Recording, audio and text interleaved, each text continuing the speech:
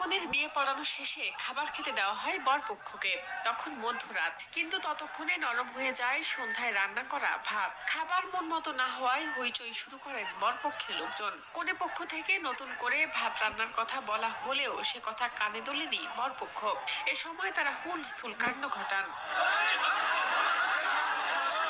কনের চাচি জানান, শুরুটা হয় বিয়ের কেটে। তাদের চাহিদা মতো টাকা না দেওয়ায় দুপক্ষের মধ্যে মনোমালিন্য শুরু হয়। তবে এরপরেই বিয়ে পড়ানো হয় বর কনের। বিয়ে শেষ হলে কনের শরীর থেকে স্বর্ণের গয়নাগুলো খুলে নিয়ে যান কনের ননদ এবং খেতে অস্বীকৃতি জানান বরপক্ষ। ননদ মেয়ের কাছ থেকে মানে স্বর্ণর জিনিস ছিল, কানের, গলার, হাতের, ওগুলো খুলে নিয়ে এগুলো সিটে গেলে জিনিস পরে দিল। এখন খাওয়া দাওয়ার ব্যাপার, ওরা কেউ বলতেছে খাবে, কেউ বলতেছে খাবে না। তারপর আমাদের বাড়ির লোক অনুরোধ করে ওদের বসাইলো। বসানোর পর ওদের প্লেটে সব ধরনের ভাত আপ্যায়ন করা হলো, তরকারি নিয়ে যাওয়া হলো। তখন ওরা ভাত থেকে বলতেছে এই ভাতগুলো খাওয়া যাবে না। বিয়ের খাবার না খেয়ে বিয়ে বাড়ির চেয়ার টেবিল আছড়ে বিশৃঙ্খল পরিবেশের সৃষ্টি করেন বরপক্ষ। এমনকি তাদের শান্ত করতে গেলে মারধর ও গালাগালি করেন কনে পক্ষের লোকজনকে।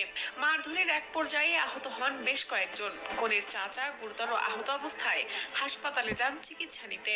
এরপর স্থানীয়রা এগিয়ে এলে বরপক্ষের বেশিরভাগ লোক পালিয়ে যান। তবে বর সবুজ সরকার ও কয়েকজনকে আটক করে রাখা হয়। চেয়ার সমানে ভাঙে সমানে মাটি ডাঙাডাঙি এখন হুড়াঙ্গা বাঁকা নিয়ে চলে যেতেছে। পরে যাইতে যাইতে পরে যখন আমাদের গ্রামের লোকজন হইয়ালা শুরু হয়ে গেছে, তখন আসি আটক দিছি।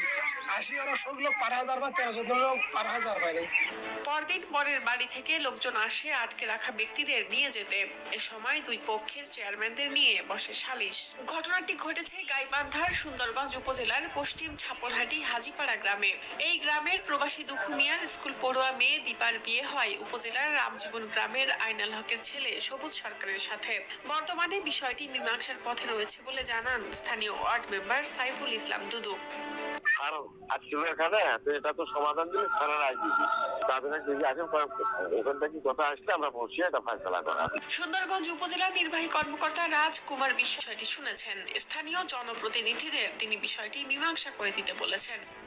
এই ঘটনায় চাঞ্চল্যের সৃষ্টি হয় এলাকায়। এলাকাবাসী জানান, তুচ্ছ ঘটনাকে ঘিরে এ ধরনের কর্মকাণ্ড একেবারেই কাম্য না। তারা এই ঘটনার সুষ্ঠু বিচার দাবি করেন। সন্ধ্যাবেলায় ওই ভাত আর কি 1টা-2টা বাজে, তখন ওই সময় একটু নরম হয়েছে। ওরা বলতেছে আমরা এটা খাবো না।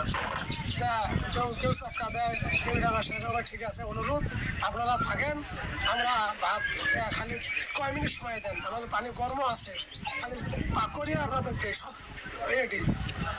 এরা বুঝলেই না। পরে আমি হাত দিয়ে বললাম, এই দাঁড়ান ভাই, একটু শান্ত হন শান্ত হন। উনি ওঠানো না বলি আমাদের শাড়ির গলার ধরিয়ে আমাকে এইভাবে টাইম নিয়েছে। ছিল ওর গলার ধরে টানি নিয়ে যেতে ধরছিল। ধরার পরে আমাদের এখানে কিন্তু 10-12 জন লোক ছিল। ওরা 300 থেকে 350 জন লোক আসলো। আসার পরে ওরা সেইভাবে মারধর শুরু হয়।